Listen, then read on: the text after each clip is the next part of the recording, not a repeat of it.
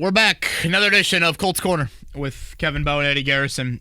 As always, across the way. If you went to bed at halftime, you won the week. You made the smart decision. Hell, if you went to bed after maybe Flacco's first pass to Kylan Granson, you won the night there.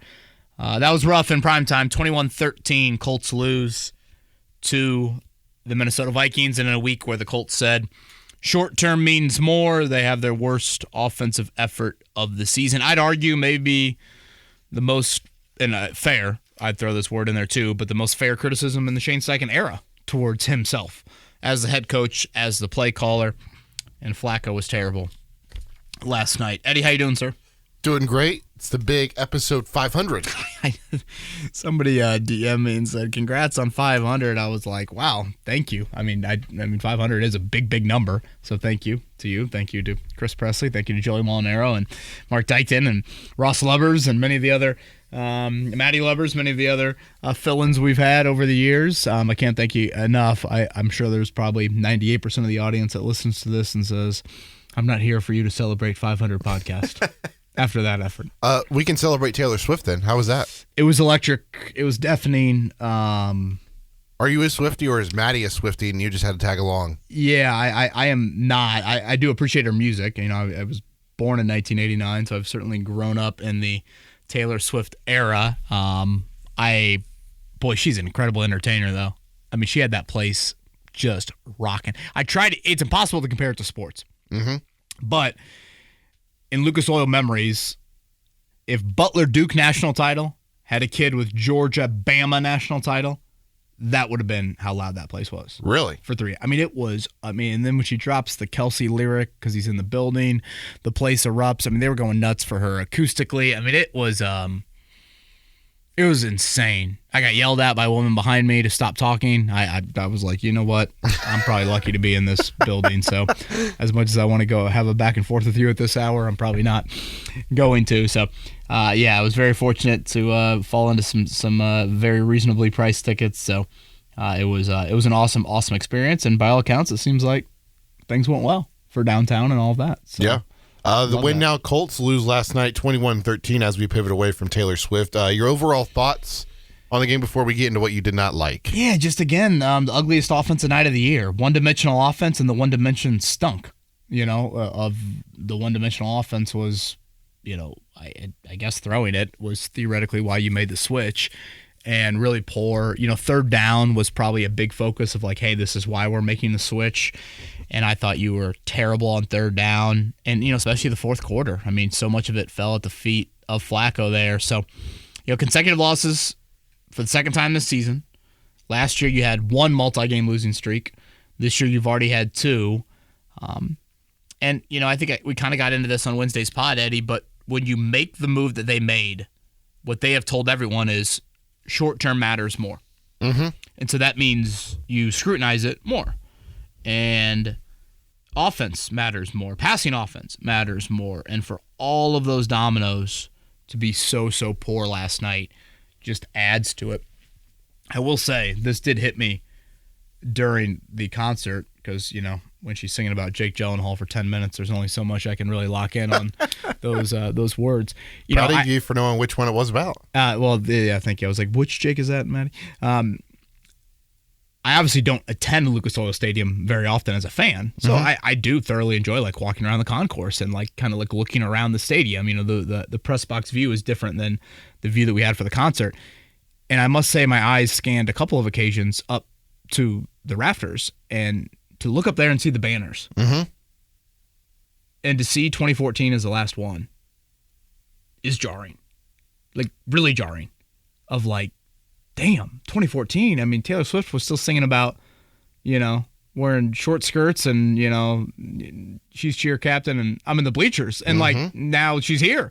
I mean, it's just, it was why. It had it struck me of damn, when you look at it like that, it has been a long, long time. And certainly the season does not look like one that is going to change that banner being pushed down the rung at all.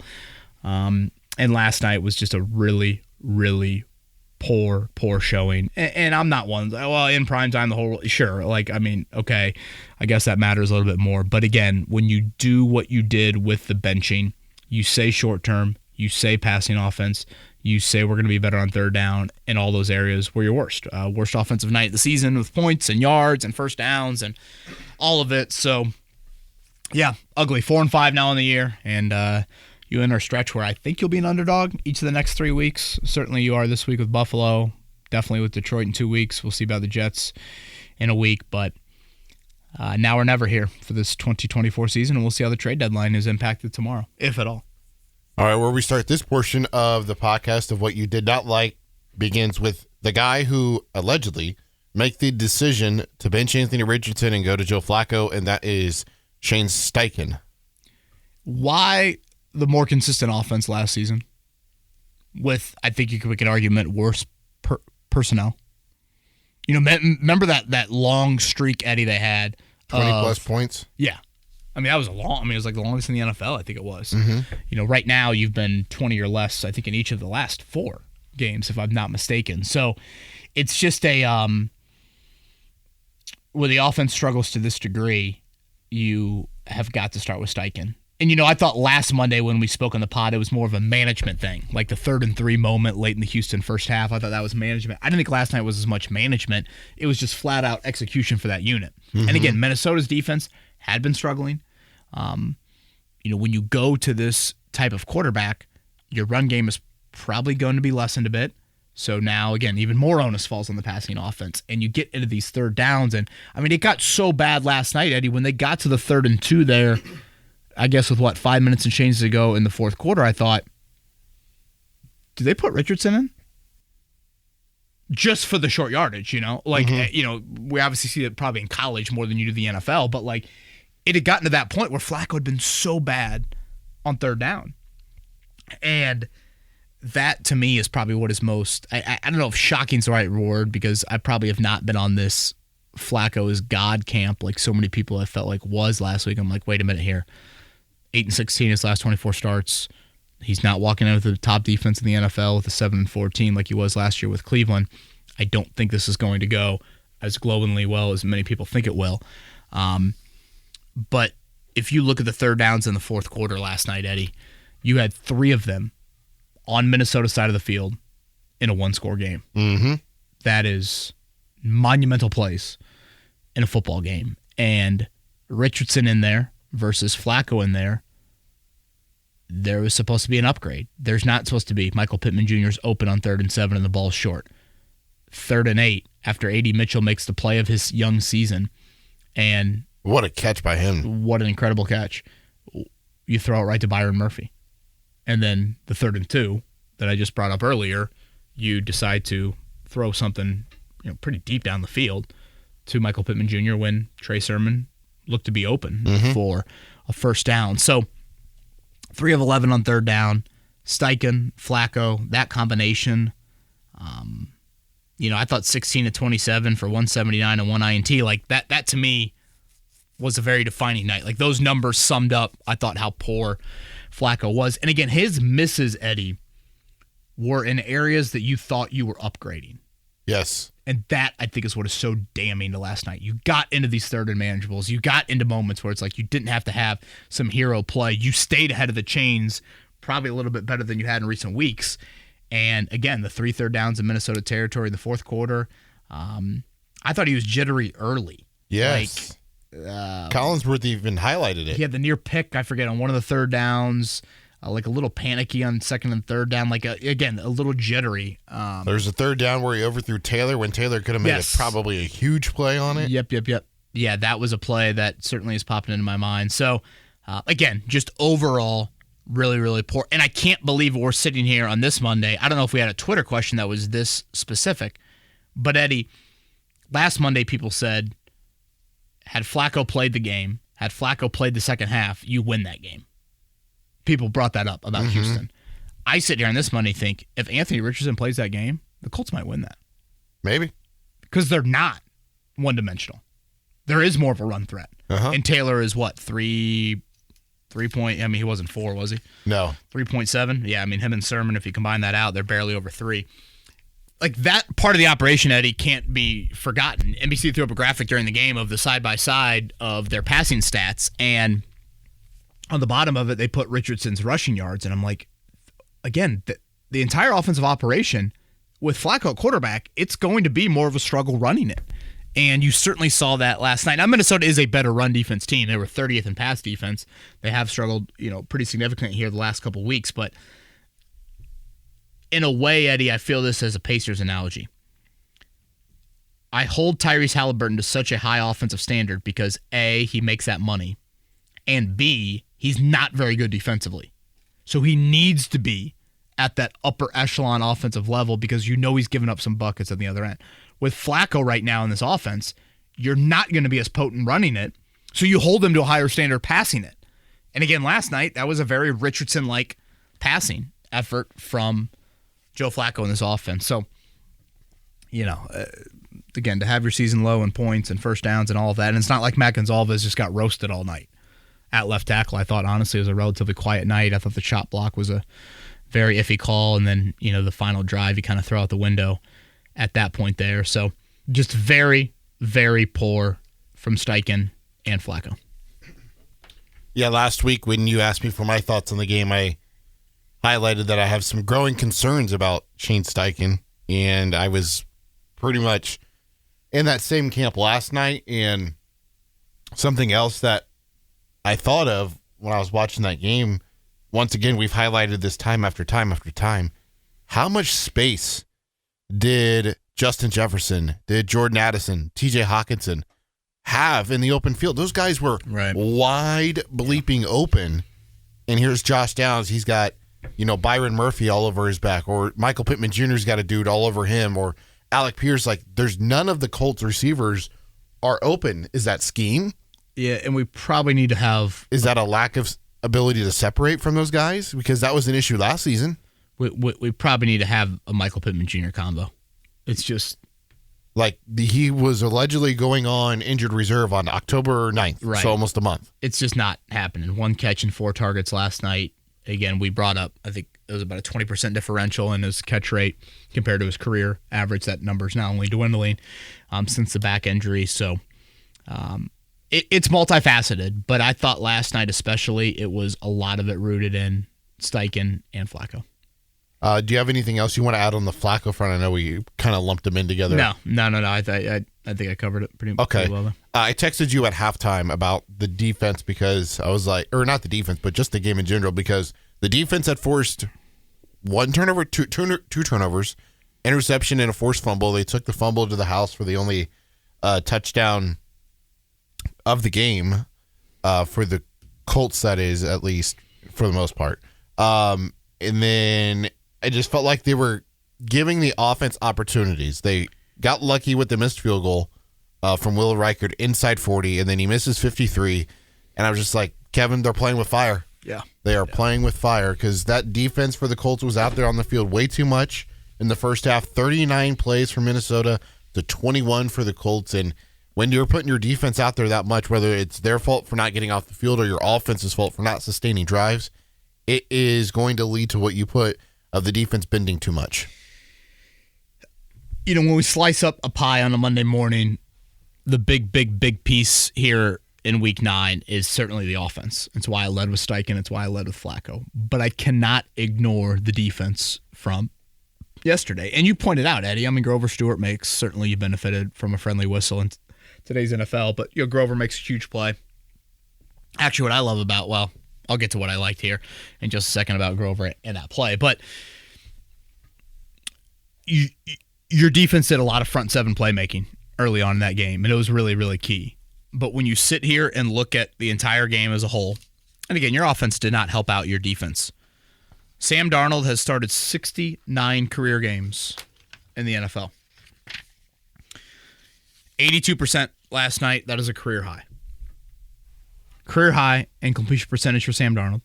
Justin Jefferson, 9 games this season, the most yards he's had all year against you. That stuff, career highs, season highs, they happen so often against the Colts. And what does a career high in that completion percentage do for Darnold? To me, it gives him and maybe even Kevin O'Connell some confidence as the game moves along to, I mean, they've got a 2nd and 11 there late, and they throw it.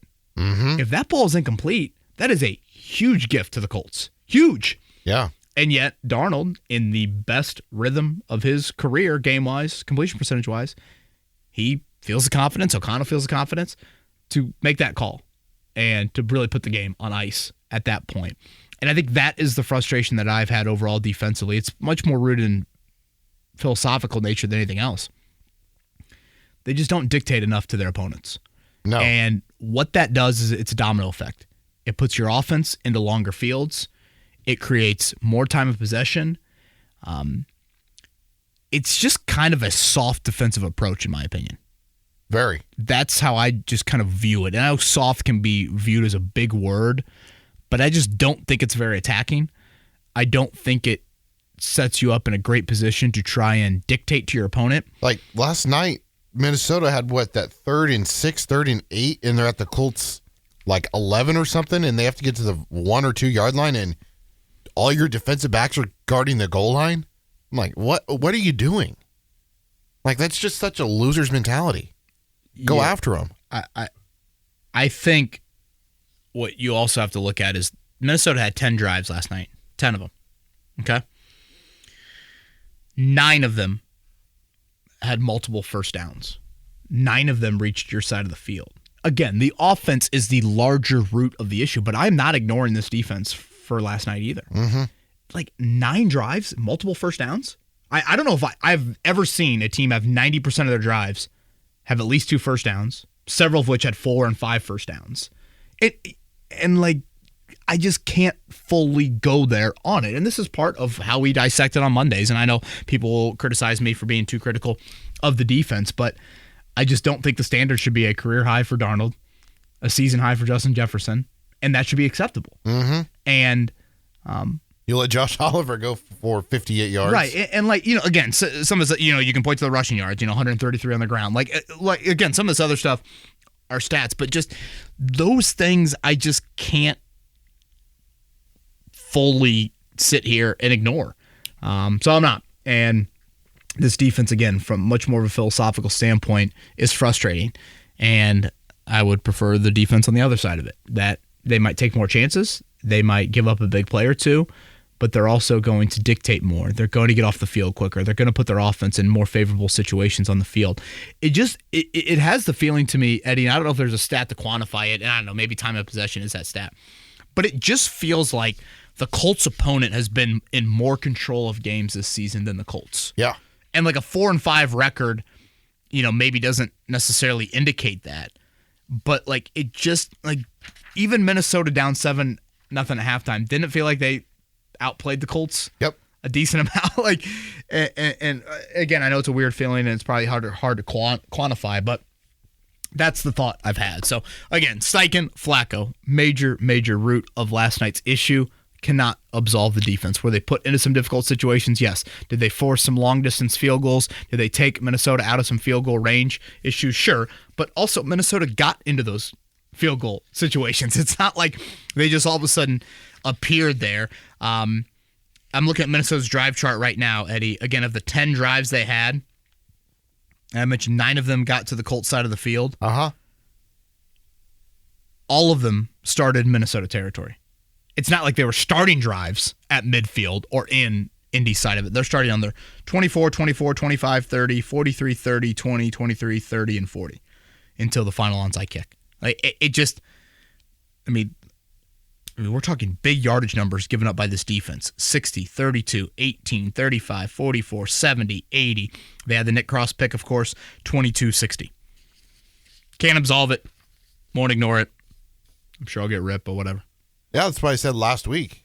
I made the comment about the defense, and because it was in you said. I think I liked how they played last week. Right. I just didn't get that feel, especially late. Because if Joe Mixon doesn't have that fumble, then I think the tune was largely different. Cross made a great play on that interception. I was glad that Collinsworth focused in on that because I thought it was a really nice read. You come underneath of Jefferson. Obviously, Jefferson had hurt you a decent amount throughout that game. I don't love Womack one-on-one with Jefferson. No. And I don't love anybody one-on-one with Justin Jefferson. Right. That's probably the better way to put it. But let's do transition, Eddie, because I did think that Grover's big play deserves mention. Okay, that's where we start with what you did like, because that was pretty much all that you could like from this game. Yeah, I mean, it's hard to pull out much more than the defensive tackles. I mean, I guess Kenny Moore, but let's focus on the Grover play. 2 of the triangle of terrors, as Chris Collinsworth coined them last night. First off, he throws a former first-round pick that weighs 300 pounds out of the club. Oh, yeah. I mean, he threw Garrett Bradbury out of the club. And sure, in today's NFL, that probably gets flagged more than most. Certainly you don't see the flag get picked up too often, but that was a vicious strike that forces the fumble, and I do love what Gus Bradley did on that play. And let's walk through it, Eddie. The play prior is the 3rd and 16 throwback from Justin Jefferson to Aaron Jones. That's a back-breaking type play. That's a play that can really derail you defensively. But yet on the very next play, they dial up a first down pressure. They brought Kenny and they brought EJ Speed. First down pressures. What do you catch Minnesota in? A deep play action drop. Yep. So now Darnold turns his back, and by the time he turns around, Grover is single-teamed. Why is he single-teamed? Probably because you brought Speed and you brought Moore. Yeah. And now all of a sudden, Grover is right there in the face of Sam Darnold for that play. So, I've said this quite often about Buckner and Stewart. They are playmaking defensive tackles, and it's hard to find those. Obviously, Buckner had a couple huge plays throughout the game as well, but very, very disruptive from those two. They're not just space eaters, so I did want to make sure that we mention them individually in that play because, in a low-scoring game and really through, certainly the entire first half, that was such a monumental play. And, again, Kenny Moore right there, as always, to pick up the loose ball and take it in for a touchdown. So wanted to make sure that we mentioned that play individually. Yeah, they had 3 of the 4 sacks. Kwity Paye's only note in the box score was that sack. Yeah, had the stunt there. Latu had the near sack of Darnold. So, yeah, I thought they got a couple nice job of Darnold trying to spin out of those sacks. And their interior had been kind of poor. So I thought this was an area the Colts could take advantage, but still playmaking from Grover, playmaking from Buckner. Anything else you would like to add, or would you like to get into the Twitter questions? Let's get into Twitter questions. Only a select few to get to today. We've got 6 in total, starting with Creighton. Is Shane Steichen the problem with this team? That question being asked, I think is pretty damning of where you're at right now with Steichen. And I have certainly been a Steichen supporter, especially as an offensive mind. The entire head coach, game manager operation, maybe I have a couple more questions on, but again, why the change from last year when you were a much more consistent offensive unit and putting up points? Is it really Pittman's health? You take away your number one guy that you just paid big bucks to. I know, but it's isn't Taylor healthier? Isn't the wide receiver group a little bit deeper, a little bit more potent? But if Mitchell's not playing frequent snaps, it's hard to. Yeah, it's a decent counter, but it's still head scratching that they're not at that level. And again, when you make this move and you have your worst offensive day of the season, just optically it looks horrible. Yep. Even if it only counts as one. Just optically, it looks horrible. And, Shane has brought more eyeballs, pressure, however, more short-term focus with this decision. Yeah. So, I think you react in the way that you find necessary to react to it. And undoubtedly, to me, last night was their poorest offensive day of the season. And Shane's sticking with Flacco, too. He said that after the game. He throws out the phrase right now a couple times. Shane Steichen's words at times be a little bit confusing. Kind of like last Friday when it asked about Richardson and his preparation. He goes, yeah, I have not heard that. It's a yes or no question. Right. That was odd. Yeah. I asked him about, do you feel like, are there times where he's not in the building enough or late to meetings or, we saw the Ezekiel Elliott healthy scratch this weekend for some of those reasons. You see this around the NFL. Jermaine Burton with Cincinnati doesn't show up to Saturday walkthrough and then scratch the next day. So to me, the question is a very easy one to quickly downplay if that's true. And yeah. The exact answer, to your point was I have not heard that. I don't know if that's a ringing endorsement necessarily on quieting that question, but he says right now he's our quarterback. It's like, well, I mean, Eddie, right now you and I are doing this podcast together. Yep. I've always felt this, and this isn't a Steichen specific reference, but I've always thought right now is such a press conference cop out for those answers. It's like, respectfully, Bally Sports can kiss my ass. Well, as soon as I say respectfully, I can say anything after that. No offense, Eddie, but I think you're an idiot. Well, I mean, once I say no offense, then it's golden. Anything goes after that. So when you say right now, or I'm not gonna lie to you. Right, exactly. So I don't know if Shane Steichen would have a strong spine or a weak spine if all of a sudden he benched Flacco after one game, but I assume he's not. But yeah, the right now leaves him a little bit of an out. If I'm not mistaken, didn't he say right now Anthony Richardson is our starter last Monday? Yes. And then yes, he did. Less than 24 hours later, he was not. Colt Maniac at the end of the game, and I don't know why Shane did not run it on 3rd and 4th and 2. He seems to not run it when he should. Do you think he's trying to outsmart the opponent's defense? It's I said to you earlier, Eddie, I thought that was a moment where Richardson could have gone in the game. Was Taylor hurt? I think Taylor was hurt, or at least was getting checked. Steichen says post game that he didn't think Taylor was hurt. Nicked up. Yeah, I think that's one of those moments where, and again, there are, especially with running backs, there's plenty of these moments during a game where they come to the sideline and for 2 plays, they're talking to the training staff, and then, boom, they go back into the game. So I did think that was one of those moments there. So it's just, again, that play and how it develops, that is set up for Flacco to say, here you go, Trey Sermon. Simple. Easy. That was such a 3rd and 2, 5 minutes and change to go. If you convert that. And he was wide bleeping open, too. 14-10, that could be the difference in the game right there. So, now, again, run there. Yeah, I thought 3rd and 2. I thought, maybe, because I think you ran Taylor on 1st and Sermon on 2nd. Maybe you run both of them there. If you're thinking players, not plays there, who are the targets to? An injured Pittman and Doolin? Uh-huh. Josh Downs, if nothing else. Right, first downs, yeah. So that would have been one that I probably would have looked at a little bit there. They've got to find ways to get Pierce the ball more. Yeah, I thought Pierce probably had one of his higher catch games in a while, right? 3? Yeah, on 3 targets. But seriously, and again, a lot of Pierce catches that we don't see. Over the middle, yeah. 16 yards was his long, 41 was for the game, 3 for 41. So, yeah. And again, the Pittman conversation, Eddie. Do you need to see more Doolin? Do you need to see more Mitchell? Did Mitchell earn the right to play more with that catch? I think those are all questions to be asked here as they head into Week 10. Chris would like to know, in the first half, the time of possession was Minnesota had the ball for 20 minutes and 1 second compared to 9 minutes and 59 seconds for Indianapolis. It seems like the Colts have this problem no matter who they play and no matter who is quarterbacking.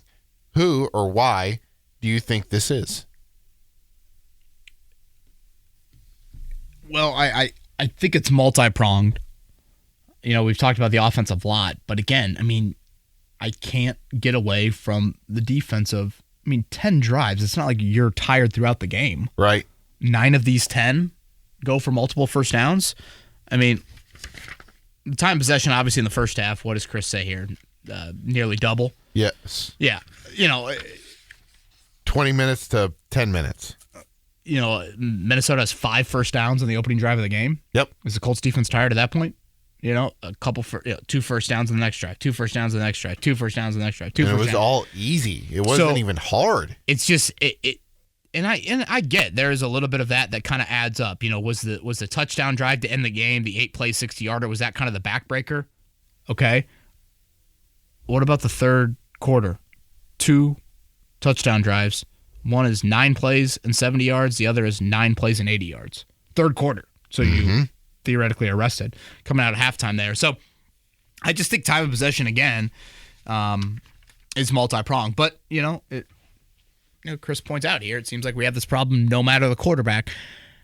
I don't think completion percentage is a gospel stat, but I do think it injects confidence into an opposing quarterback. I stand by that. Oh, yeah, 100%. And I think it gives guys third quarter, fourth quarter, I believe I can make this play.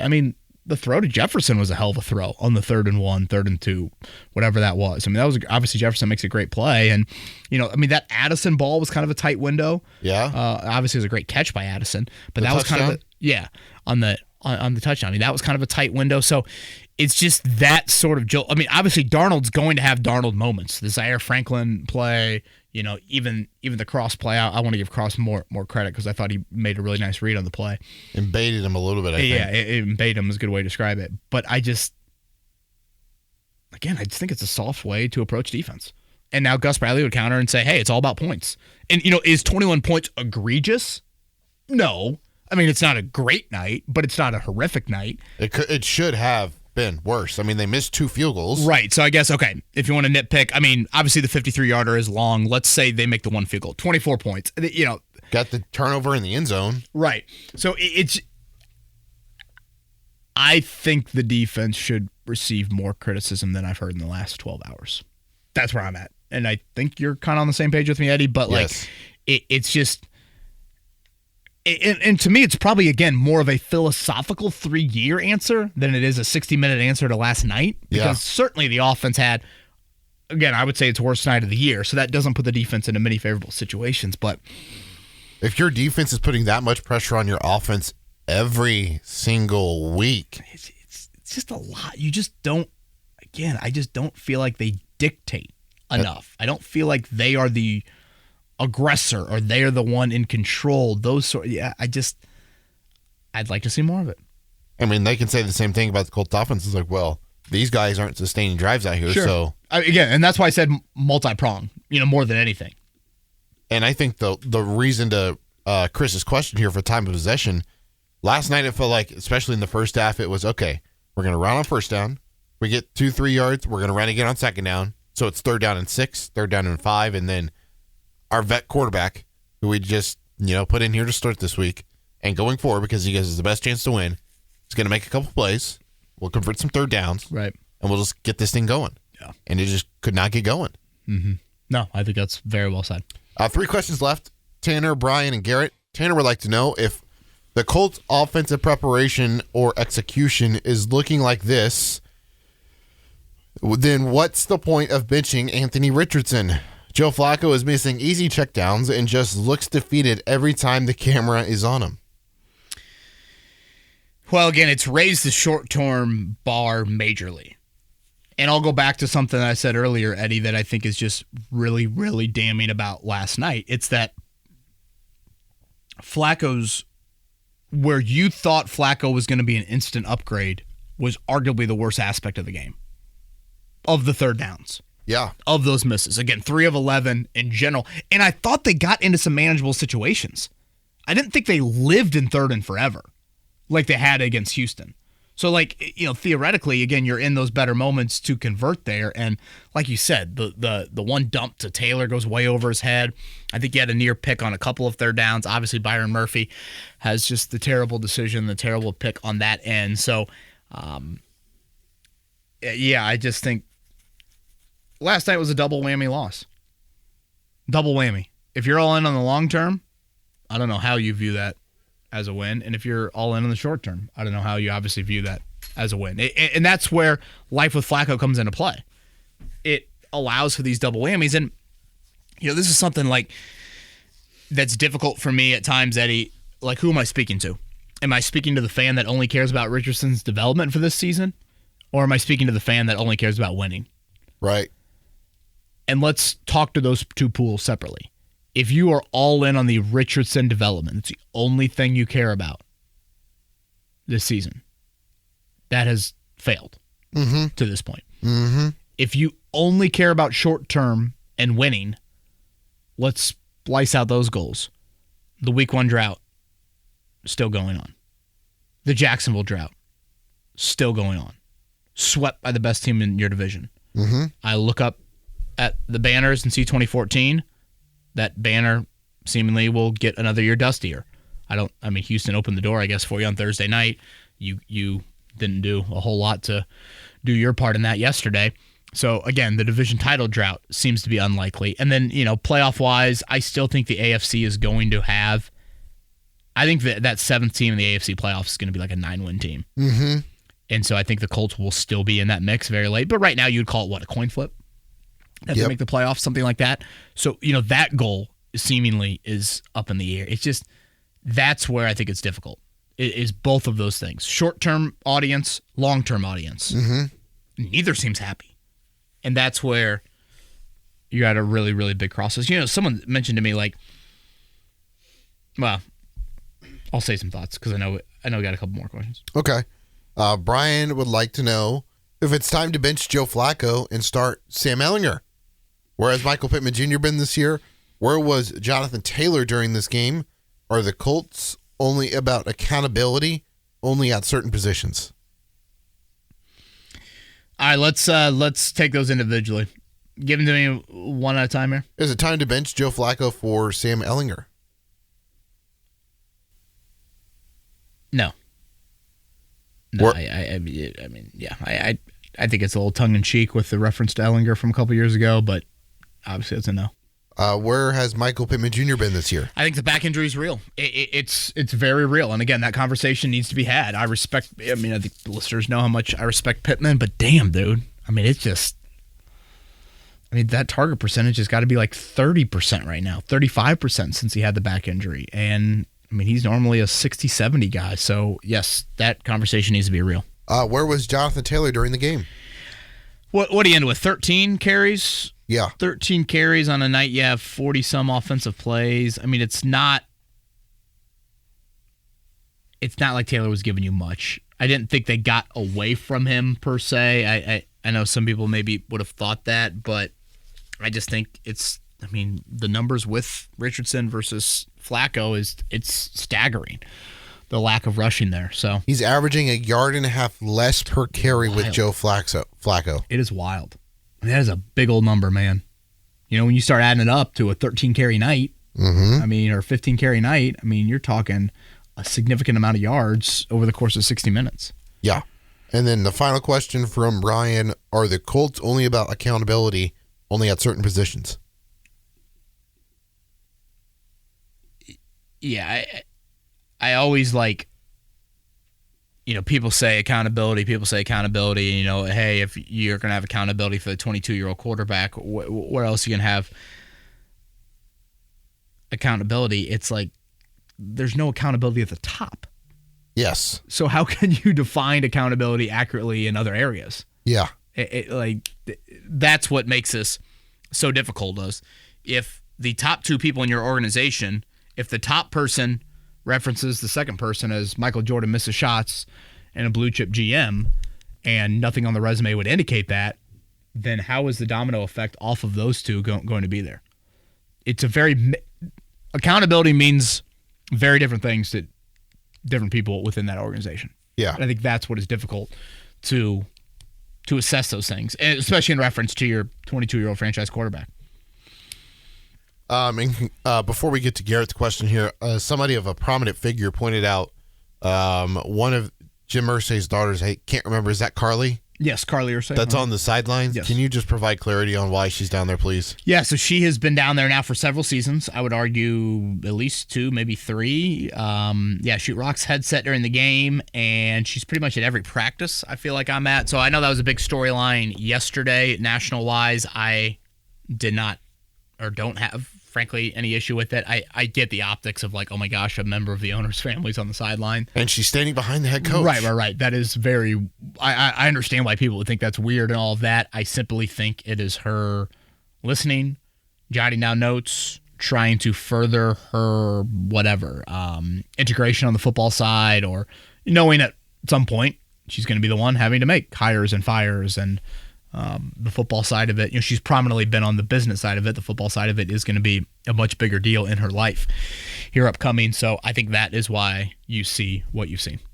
Garrett states, we've been through a lot as a fan base since Andrew Luck is retired, but this feels like rock bottom. Agree or disagree?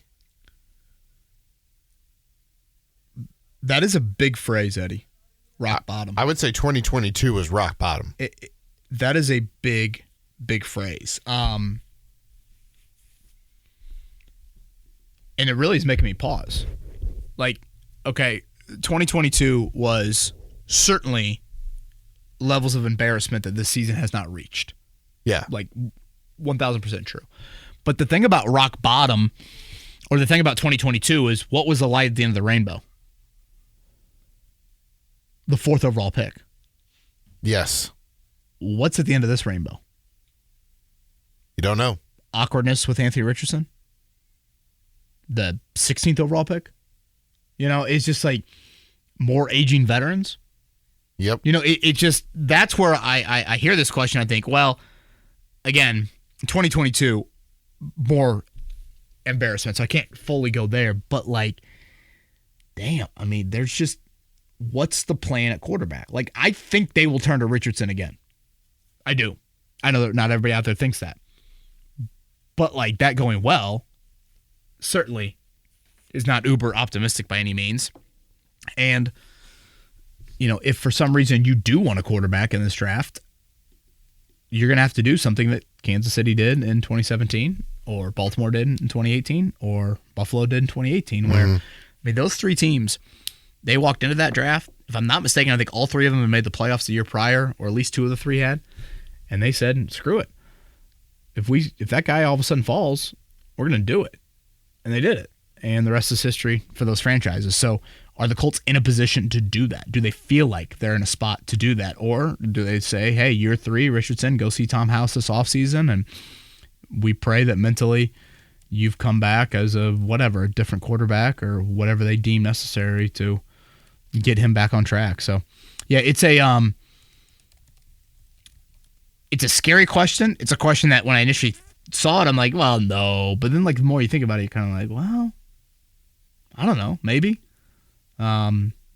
So, yeah. Stephen Holder had this morning. He said he's had numerous conversations with people that confirm that Colts do intend to go back to Anthony Richardson in the long term. But young QBs almost never overcome getting benched. Did you see the Schefter thing that he put out? Yeah, basically there's no precedent of it ever happening. And I think Mitch Trubisky may have been like the only one. Yeah. Something along those lines. Chiefs won 12 games the year before they drafted Mahomes. Lost in the divisional round of the playoffs. Bills won 9, lost in the wild card round the year before they drafted Allen. And then Baltimore won 9. They actually missed the playoffs, but they won 9 the year before they drafted Lamar. So, again, not teams you'd consider in this, desperate quarterback state like other franchises. This is what Schefter put out yesterday. From 2000 to 2022, there are 66 quarterbacks selected in the first round of the NFL draft, and 25 of those quarterbacks were benched at some point while on their rookie contract. Mitch Trubisky is the only one who started a playoff game or was selected to the Pro Bowl with the team that drafted him after being benched. I don't think I want to be in a Mitch Trubisky answer, Eddie. If I'm an NFL quarterback. Is that okay?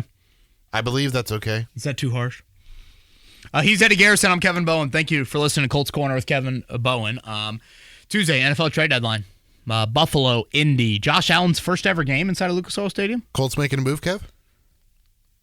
I'm going to guess no, but that's just the easy thing to guess. I don't, last week it was a win now move. Does a loss change things? I don't know. Although we have seen more trade activity in the NFL than we usually do. Certainly.